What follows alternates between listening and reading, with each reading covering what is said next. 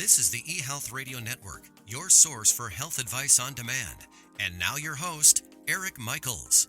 And thanks for joining us once again here on the eHealth Radio Network. This is your host, Eric Michaels. eHealth Radio gives you the most current health information, news, and advice featuring some of the leading innovators in healthcare and wellness who are changing healthcare as we know it. For more eHealth Radio reports, we invite you to visit our main radio channel site at eHealthRadioNetwork.com. Today we're speaking with Dr. Celine Fournier, a PhD and the Chief Medical Officer of EchoSens, a high-technology company offering the FibroScan family of products. She joined us to discuss the robust clinical data FibroScan has and EchoSens' plan to continue building clinical evidence. And Dr. Fournier, thanks for joining us here today on eHealth Radio. Thank you very much. Thank you very much for this call today with you. You're more than welcome. Great to have you on and looking forward to hearing from you. So if you would, tell us about the robust level of evidence FibroScan has and how many communications and guidelines recommend the value of FibroScan. Let's start there. Sure. So the first publication describing the use of the FibroScan technology, vibration control transient elastography, also named VCT, was published in 2002, and this was the first time we were able to show that there was a strong correlation between the liver stiffness, which is measured by our device, and the fibrosis stage, which is usually assessed through a liver biopsy. Along the years, our product, so the FibroScan, which measures liver stiffness, as I just mentioned, but also the CAP, which is linked to the fat content in the liver, as well as more recently spleen stiffness and associated scores, has been the topic of more than 3,000 peer-reviewed publications, within which there are about 140 guidelines. So it's a lot of data from plenty of different regions in the world. And of course, it's a bit difficult to summarize all of that, but basically those publications support or advocate the usefulness of our technology in all causes of chronic liver disease. So this includes viral hepatitis, alcohol-related liver disease, non-alcoholic fatty liver disease, also more rare causes such as primary biliary cholangitis, or also chronic liver disease are affecting children and young adults, such as, for example, biliary atresia or cystic fibrosis associated liver disease. So that's for the cause, but it has also been shown that it can be used all along the liver care continuum. So to screen for liver disease, to diagnose and stage the disease, to monitor the patients with and without intervention. That would include lifestyle intervention, pharmaceutical therapy, or even liver transplantation. To also assess the presence of cirrhosis, which is the most advanced form of chronic liver disease, and also to predict liver-related and clinical outcomes. And finally, this has been also studied in plenty of different settings. So, of course, in tertiary care center, where liver specialists are consulting patients, but also in secondary and primary care, in drug addiction centers, in jails, in dispensaries, and even in buses, for example, with the National Health and Nutrition Examination Survey, which takes place regularly in the USA, or in UK with campaign run by the British Liver Trust. So if I get back to guidelines, recently we had a very interesting document which has been issued by the European Association for the Study of Liver, which is an academic society of liver specialists in Europe. These clinical practice guidelines are focusing on non-invasive tests for the evaluation of liver disease severity and prognosis, and they provide an unprecedented level of recommendation on the use of our FibroScan-related solutions. So more specifically, in fact, those guidelines and also some other recent publications, they endorse the use of FibroScan as a preferred second-line tool after a simple free blood test named FIT4 to identify within at-risk patients those needing referral to a liver specialist. So when we speak about at-risk population, it includes patients with alcohol use disorder or obesity, diabetes, or metabolic syndrome. And what is very interesting in this new document is that it really positions our technology as being something that can be used in the liver clinic, but also in primary care or diabetes.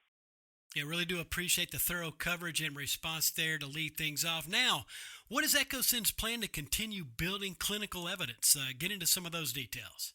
So we have been doing a lot of clinical research along the years, of course, and we will continue to do that. So we are involved in different types of clinical studies. First, the study sponsor and that we put in place. Those are primarily focused on collecting data that are needed for our research and innovation team to develop new features, such as mentioned earlier, the screen stiffness or the scores. And we are also partnering with many clinicians who are initiating their own clinical studies. So we've been doing that since the beginning, and we will continue.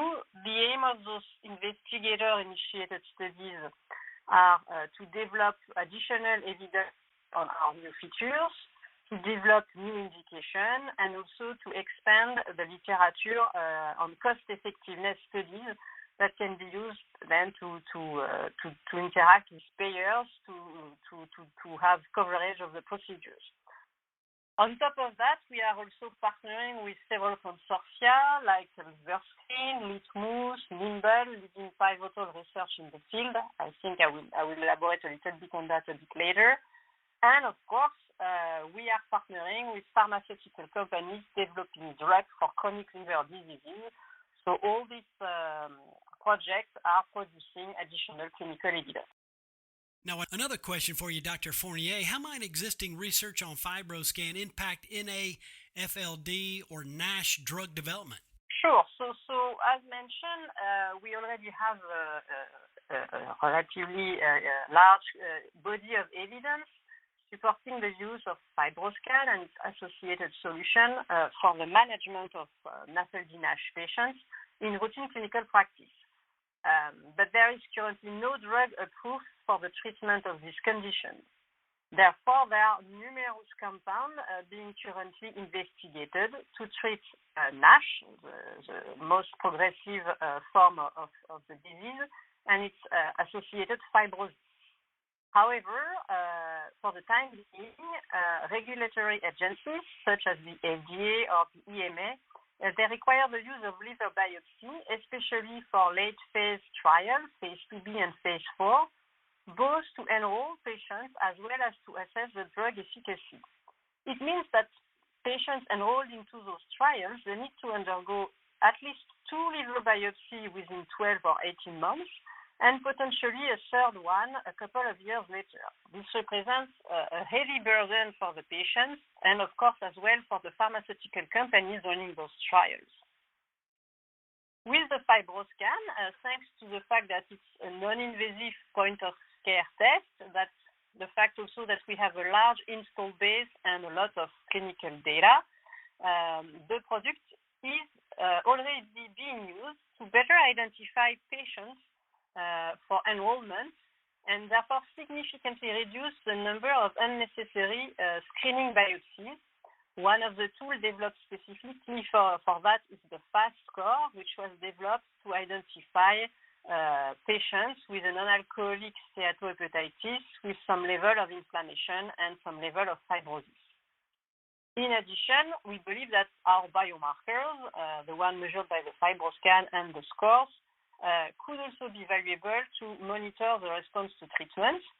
Therefore, we are involved heavily and supporting 2 large consortia which are working in that field.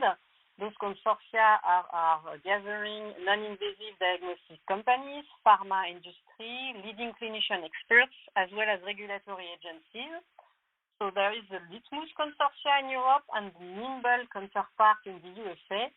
And really, the aim of those 2 consortia is to develop and qualify, according to the regulatory agency's requirements, non-invasive tests and biomarkers alternative to liver biopsy for drug development, which will make the life of patients and pharma companies much easier. Well, that's certainly what it's all about, making a difference, no doubt about that, in the healthcare space. Now, today we're speaking with Dr. Céline Fournier, a PhD and the Chief Medical Officer of EchoSense, a high-technology company offering the FibroScan family of products. And she's joined us here today on eHealth Radio's Health News and Technology channels, a part of the eHealth Radio Network. Now, Dr. Fournier, continuing on, if you were to look into the future when the drugs for fibrotic NASH become available, how do you see FibroScan best supporting clinical practices for managing patients on treatment? So most of the innovation that has been implemented FibroScan device along the years have enhanced the utility of this device for the management of patients with chronic liver disease. But if we think about it more specifically for those suffering from non-alcoholic fatty liver disease. In fact, so as you know, when we started, we introduced the measurement of liver stiffness via our proprietary and patented technique VCTE. That was in 2003, and that was for the assessment of. Then we introduced the XL probe, which allowed measuring the same liver stiffness, but on obese and morbid obese patients who are more prone, of course, to suffer from NAFLD. Then we introduced the CAP, which is the parameter that allows us to assess the fat content in the liver. And more recently, we introduced an additional package named the SMART exam, which improves the reliability and reduces the variability of the measurement of the aforementioned CAP, and also allows us to measure both stiffness and CAP in patients with even larger morphologies by doing deeper assessment. We also introduced in 2020 a spleen stiffness measurement to assess patients with advanced chronic liver disease. And finally, we have those scores that I alluded to earlier, so the FAST score for at-risk NASH patients to be enrolled into trials, but also the AGILE score, so the AGILE 3+ and AGILE 4 score, which allow to identify patients with advanced fibrosis and cirrhosis, respectively, with better precision, and which allow to predict better liver complication and identify earlier patients needing surveillance for the occurrence of hepatocellular carcinoma. So, thanks to all those features, once a drug for NASH will be available on the market, we think that our product could be used in several contexts. First, to identify within at-risk patients those needing referral to the liver specialist. Once that will be done, the idea would be to also use our technology to stage the disease and decide on the therapeutic approach. Then to monitor the response to this intervention, and then to potentially continue, adapt, or stop those treatments. And also to be able to detect earlier progression to cirrhosis and its complications. In addition to that, for the patients that do not need to be referred to the liver specialist because they don't have an advanced form of the disease, this technology could also be used to monitor early lifestyle intervention, which will aid preventing them to progress to more evolutive form of the disease. Really informational here today. Really do appreciate your time spent with us. One last question for you. Could you tell us about the clinical data strategy EchoSense has in place and what long-term goals you anticipate here? Sure. So, as you may know, chronic liver disease are asymptomatic and they take years to develop into advanced symptomatic form. Therefore, patients are usually diagnosed at a late stage, usually cirrhosis, when it is more difficult to reverse the scarring and damaging process in the liver, and when in fact life-threatening complications can occur, thus leading to heavy costs for healthcare systems. It is therefore crucial to implement strategies and pathways to better identify earlier in the course of their disease those needing therapeutic intervention and making sure that they are referred to the liver specialist. So in addition to the work we are doing specifically in NASH, We are also developing clinical evidence on the usefulness and cost-effectiveness of screening for significant fibrosis in the primary care settings, regardless of the cause of the chronic liver disease, and with the ultimate goal to reduce mortality and morbidity from liver disease. So this is being currently tested with different pilot programs. There are several programs such as this one in UK, where the FibroScan is being used in primary care settings. And there is also a larger project in Europe named LiverScreen, which is also aiming at changing the paradigm of diagnosis for chronic liver disease. Again, this large consortium includes expert clinicians throughout Europe, but also patient associations.